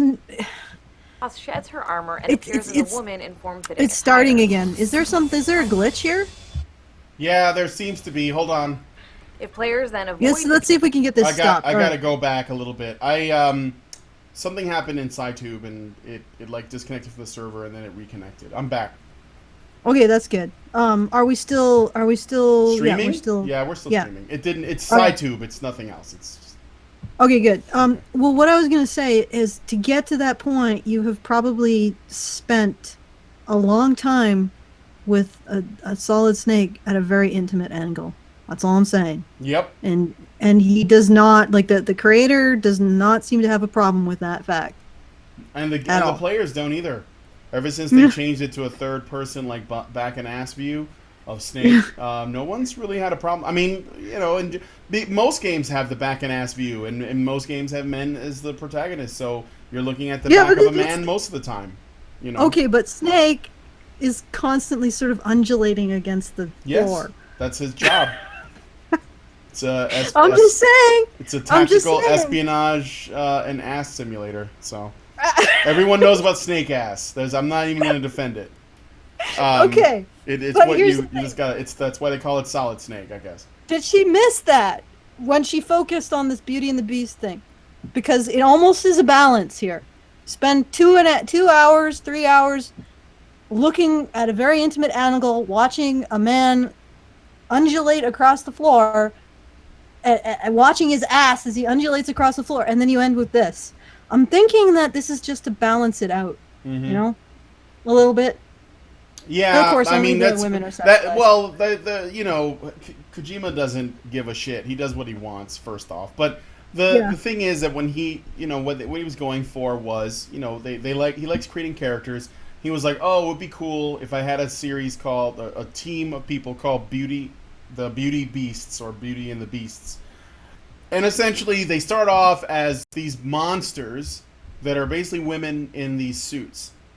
And so there are beautiful women inside of this thing that makes them look scary and unattractive at first.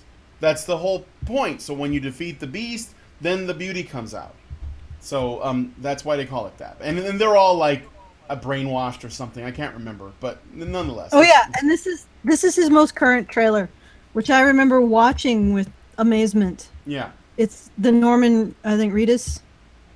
Oh yeah. There was a lot of man ass in that trailer too. I remember that. But Pretty Kojima fucked up. only goes after women, apparently. No, Yeah. no, All I think he's an equal opportunity. Oh yeah. Buttocks fetishist, as it were.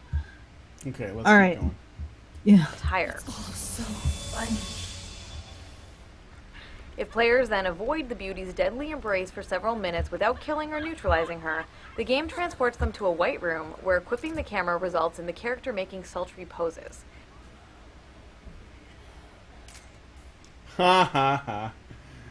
So, I mean, Funny, 'cause she's not the. he puts lots of little goofy Easter eggs in his games, so it's not just like limited to misogyny. Or That's pretty. That's whatever pretty. this That's is pretty supposed to tame be. cheesecake there, Anita. Yeah, it is. Sultry Let's- poses, as in poses I would never do for my man. Okay. Now that I just want to see because it looks like she's winding up for a big gotcha here. Yeah. Listen. Let's see. Funny how that doesn't happen with the male bosses in the game. There really aren't many male bosses in the game, unless you think Revolver Ocelot should be doing sexy poses. I don't know. You just beat him to death instead. So maybe. Yeah, that's so much. That's yeah, I don't know. Okay, whatever, Anita. Like you beat Metal Gear Solid 4. Yeah. All right. Okay, I I would be fine with that, but I really like. If that did happen, she'd find a way to bitch about it. For I'm sure. For sure. All right, let's go. The game. Whenever female combatants are dressed in sexualizing attire, it sets them noticeably apart from other enemy units. It's intended to make the player's encounters with them sexually titillating, and that's particularly troubling considering that those encounters often involve fighting and killing those characters. I'm just that face. I'm just pausing for the banana. Did you notice that we stopped talking about how women are too hard to animate like 5 minutes in? Or no, way before that, like a couple minutes in. Now she's talking about clothes. I thought we talked about clothes already in a previous video, Anita. You're really becoming redundant. You're running out of shit to say. Tildeer added something. And yet, in Metal Gear Solid, you can zoom in and get uncensored, unconscious, unconsenting man ass. Yes, you can. I'm not surprised. Absolutely. But, And you can do that from the very first Metal Gear Solid. Okay, well, anyway. Violence against female characters should never be presented as sexy. The way for games to handle female combatants is not to present them as Wait. So violence against male characters can be presented as sexy? Yes. How about just? Like, when a woman grabs some guy's junk and causes him excruciating agony because he was, uppity to her. Is that also not allowed? It's sexualized violence. But I guess I've gotten into this argument before. Apparently, mutilating someone's genitals is not sexualized violence. It's just violence that's sexual. I don't understand the distinction. But there you go. Yeah. as treats for the player. Rather, it's to present them simply as combatants who happen to be women fighting alongside their male counterparts on equal footing. Don't be creative. Don't come up with ideas. Don't try anything new. Don't be Ubisoft 4 years ago. Don't be Saints Row, whoever. Just don't do those things. Just do everything as I tell you, and I promise you, I probably still will complain about something that you used to do and use it to make a point and make money. Especially money. Especially money. For all of its many, many problems, one thing BioShock Infinite did right was to include non-sexualized female officers on Columbia's police force. But it did many things wrong anyway. Okay, but the thing is that that is sexualized. Mm-hmm. That kind of a very narrow, like that vest is figure hugging. Go back to it a little bit. This one. Okay. Let's see. I can't. Yeah. No. She's well, I mean, got you're a gonna body. have to play. Yeah, you can tell that she's female. Mm-hmm. Columbia's police force. And the only difference between that and the female Nazi wear was that she doesn't have that deep V-neck, but can't even tell because you can't see the V-neck because she's got her gun up. I don't even like at this point. It seems like this is splitting hairs. Oh yeah, absolutely. Basically, if I think it's fashionable, then it's not sexist. Well, Anita's saying, don't make women sexy if they're combatants, but how do you define what that is? Yeah, how do you define sexy? Like, that yeah. outfit that I saw on that female character seemed more sexy to me than the one on the Nazi woman. The Nazi woman just looked, ugh. This one actually looked more sexual, or more sexy. Maybe it's just me, maybe it's just my taste, but I'm finding it difficult to understand what Anita means when she says, don't sexualize. Because even the male characters, they are emphasizing the fact that this is a male body underneath his clothing. And you look at the way the Nazis dressed, going back to that, you knew that's a guy underneath the clothing. And they made sure to show that off. That's sexualization, isn't it? Like, does it have to be like a cat suit with a V-neck? Which is not, like, that's actually just cutting corners, really. Because all you need to do is just have a female model and just put skin on it. Skin on it, yeah. Well, and a word about BioShock Infinite. That game it really made an attempt to be a social justice-y game in multiple ways. With the narrative and all of that. And she still says that it has multiple problems. It's another thing that says, stop trying to give these people what you think they want because they will still find shit wrong with it. Anyway, let's see what she has to say about whatever this looks like an Assassin's Creed game or something, but let's see. And in Assassin's Creed Syndicate, both the player's gang and the enemy gang have rank-and-file female members who fight alongside the men. Despite the presence of female combatants in games like these, there's still a tendency for game studios to treat female representation as some kind of extravagant goal, rather than simply treating it as standard in the same way they handle male representation. Yes, and the reason why is their audience is primarily male, because males are the primary consumer group for what they're creating. You want to change that, Anita? Women have got to buy games. That's the final and ultimate result. Like, seriously, do you go into the romance genre and say, no, this has to appeal to men? We got to make romances that appeal to men. Otherwise, it's just sexist. You don't. And the only way that you're going to end up with games that are tailored for women is if women buy games. Yep. And then you have to ask yourself why women aren't buying games. And it's not because the game communities it has nothing to do with Gamergate. It's just a medium that they're not interested in. So what? Why should people be forced to be interested in something based on your ideology? Yep. I am glad that there are female rank-and-file soldiers in the Assassin's Creed. I didn't know that because I haven't played this one yet. So that is cool, unless this is just, I don't know, like some really special case or an extra mode. I can never trust that Anita's saying anything honest, so I have to question it. But if that's the case, I wonder how long it's going to be until Anita makes complaints that the women look too similar, like they're all brunettes and they're just taking the same model and repeating it and copy-pasting it or whatever. It's always something, right? There should be more representation of the disabled. There should be criminals in wheelchairs and stuff like that. Anyway, play Bloodborne. Play Bloodborne for that.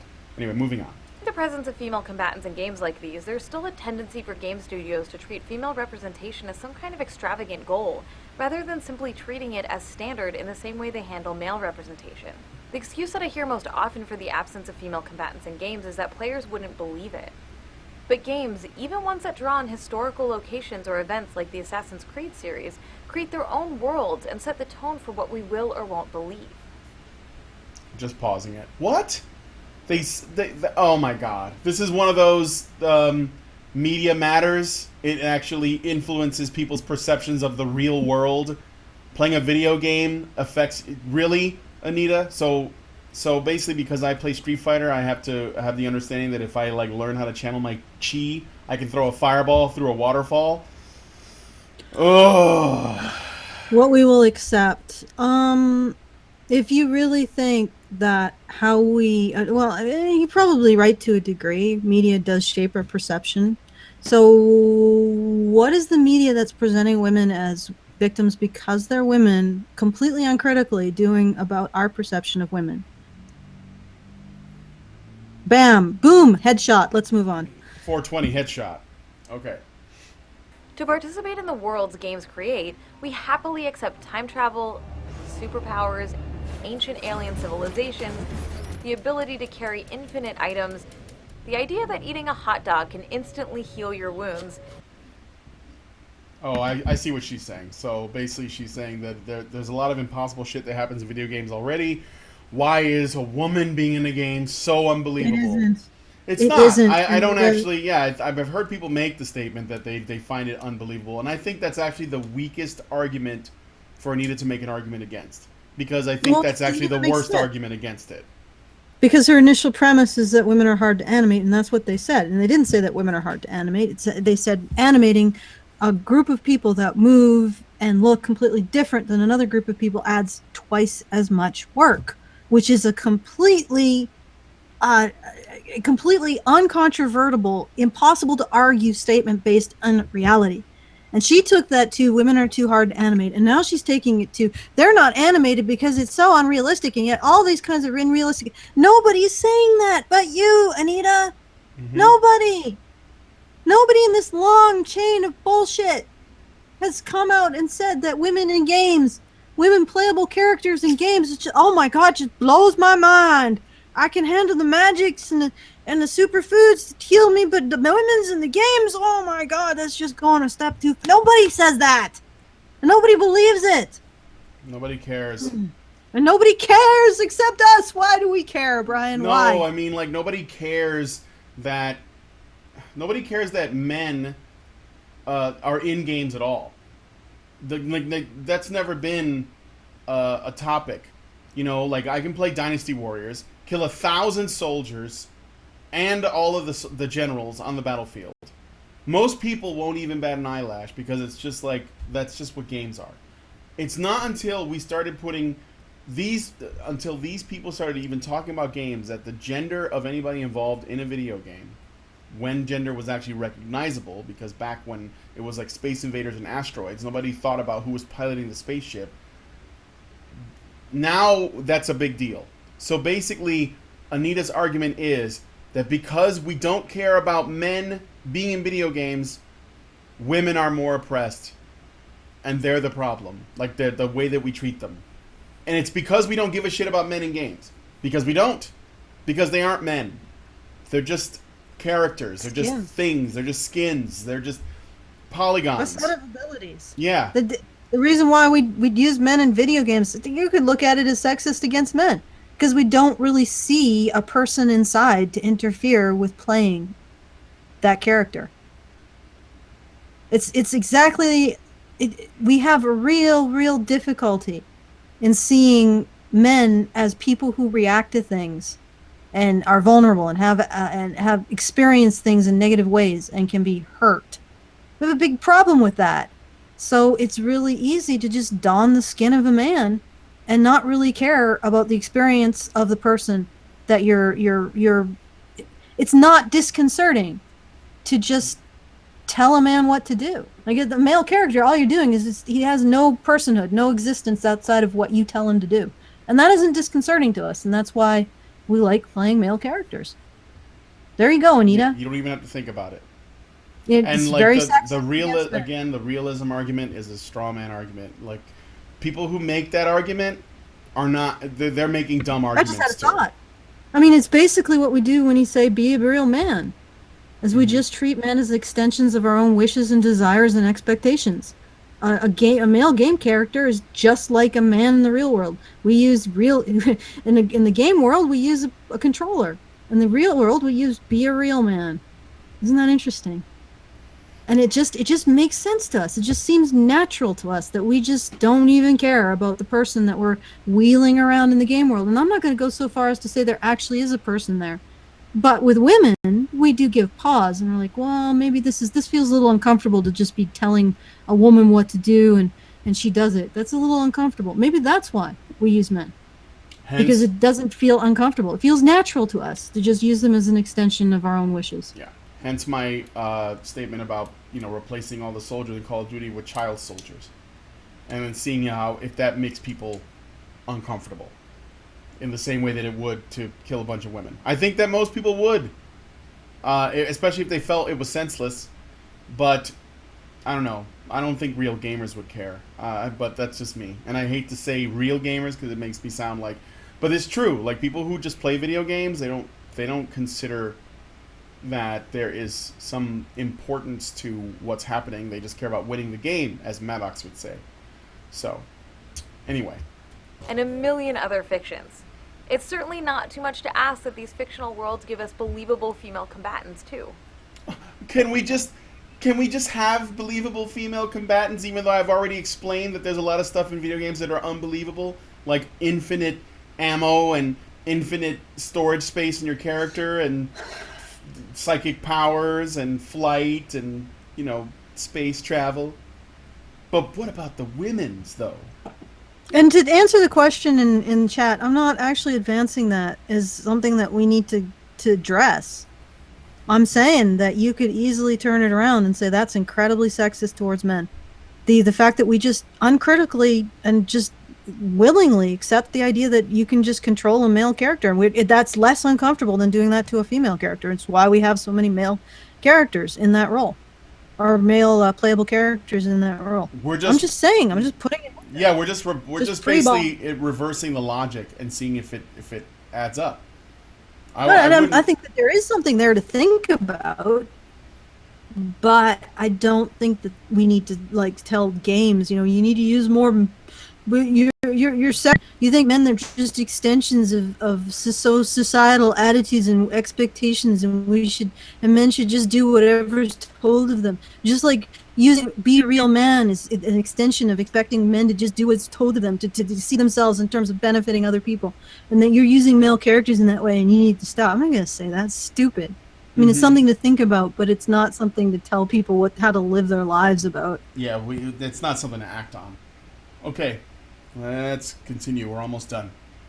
The media we engage with has a powerful impact on our ideas of what's believable and what's not. This is the same old thing. The media that we engage with, it impacts our ideas. Not if we're over the age of fucking 5 and we understand the difference between fiction and reality. But okay, Anita. Okay. Games like Assassin's Creed Syndicate demonstrate that when the existence of female combatants is presented as straightforward, normal, and believable, players have no problem believing it. And they shouldn't, since unlike those magical healing hot dogs I mentioned, female combatants actually exist. So what you're saying is that video games don't have more female combatants than actual women won't go into combat? So I guess we do need more female combatants, because I want more women to go to war. Yeah. I want that to happen. I want this to end. All right, I think we're it's just almost credits, done. right? I think it is. Let me see. Yeah, it's just it credits. is. We're not going through the fucking We're not credits. gonna You do all get that rid of that. Let's put that shit off. Out. Gone. Do you want to go? We got some submissions here.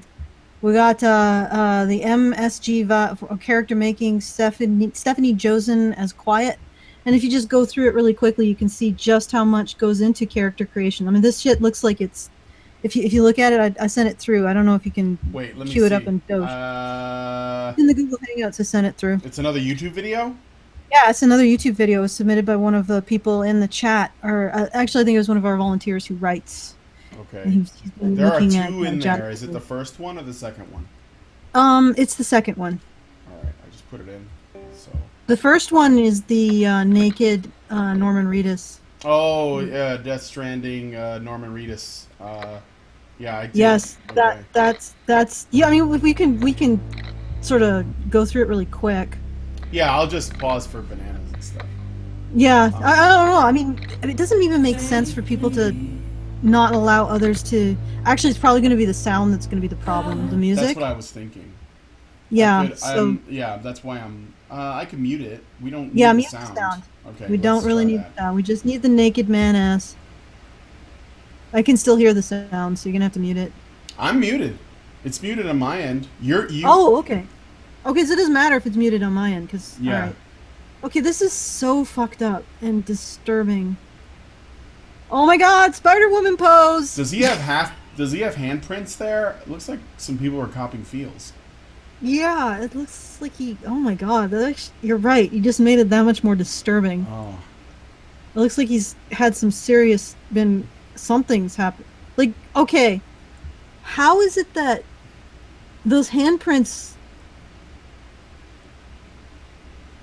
What? Oh God! All right, it's just disturbing. Well, I think this I is, didn't even isn't this- notice the handprints first. Yeah, isn't this supposed to be a horror game? I have no idea. I think so. It's somebody's saying it's probably post-apocalyptic horror. Those handprints, are they like tattoos or? No, I think it's probably like a statement. Usually, there's like stuff to read into. Like, look at all the handprints grabbing onto him, and then he's got a necklace of what appears to be, I don't know, USB thumb drives, or maybe they're dog tags or something. So maybe he's like a soldier. I don't know. And these are all people that have died, and he has blood on his hands or ink on his hands. Yeah, there's like a handprint motif. I wonder if in Japan they actually went a little bit closer there. They don't seem to be afraid of nudity. Because this is some sort of disturbing. So yeah, Anita. There's nothing guess- sexual about this. No, well, I mean, it is pretty disturbing. Although, I guess she would say that it's the typical, brunette, 30-something guy. What the fuck? I know. Sorry, this is my first time seeing this, really. Yeah, it is a pretty what-the-fuck situation. Kojima, you're nuts. It You know is- what, though? it At is- least you're doing something different. I like Metal Gear, but it's time to, give us something else. Zone of the Enders! Oh, wow, look at that. If you want to hear the song from the trailer, check out I'll Keep Coming, performed by Low Roar, from the album Oh? Wow, this is like cross-promotion. It's just like... Okay, all right, I think it's... no, it stopped being sexy. We're done. We're done. It's okay, not being... it was sort of a creepy sexy, too. Yeah. Pretty copy fucking this link creepy. address. There you go. That was for you, ladies. Schlick away. And here is, because I know you like Norman Reedus. I know. I know you do. All right. Okay, so the second one is Quiet, the motion capture from Quiet. So this is like Okay. an indication of just how easy it is to create, motion capture, create a whole new class of character. Mm-hmm. Let's do it. Let's see this do shit. it. Beginning is just credits. Da da da da da. Well, this looks all a nice white screen. This must be really easy. 2 days work, right? 2 days work. 2 days work. Are you muting it? Because we might have an issue with the sound again. Yeah. There you go. Well, All right. I don't know if we need sound. I guess we don't, huh? No. I just muted it. I didn't know if there was going to be any talk. All right, let's keep going.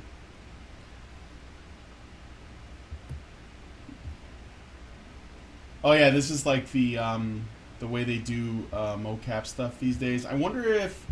Oh, look at that. It does look like her. Yeah, and you know what? That looks like it would totally take 2 days. Just 2 days. Looks like it takes 2 days to just set up all of that shit. Holy shit. Yeah. I just silenced quiet, by the way. Yeah. Does that make me a sexist? Remember when they announced the quiet character, feminists everywhere were losing their shit because she was mute and dressed the way that she was. They're still losing their shit over this character.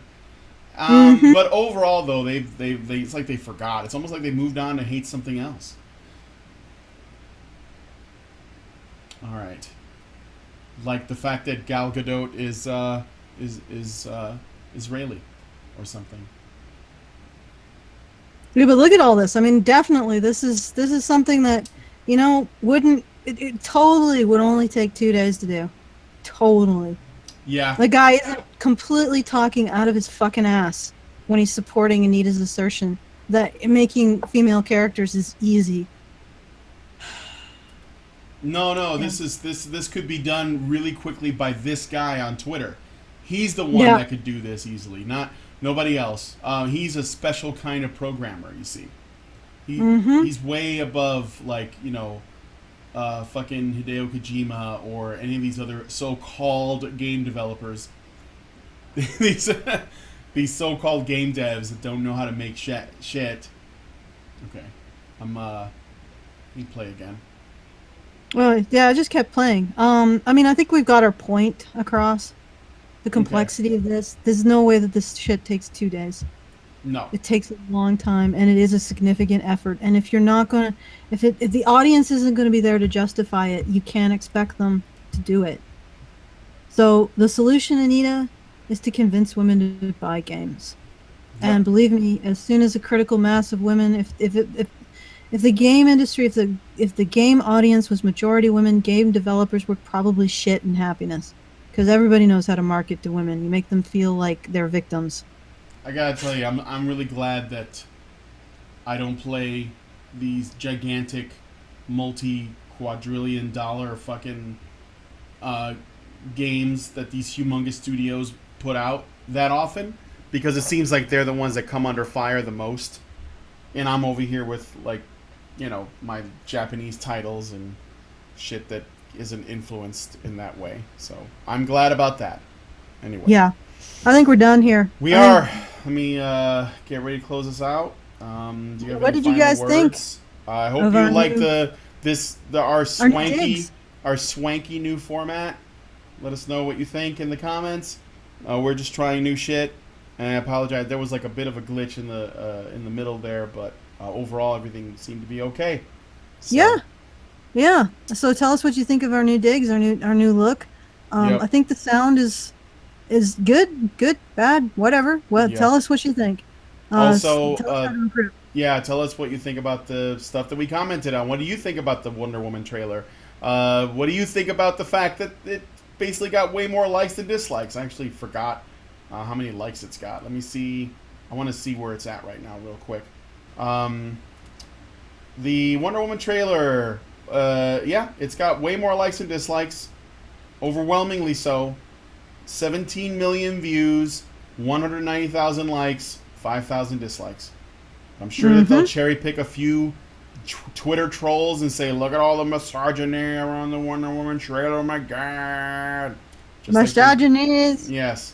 Just like they did with Star Wars. Tell us what you think about that, and what are your thoughts on Anita's video, because you got to leave comments here since you can't leave comments there.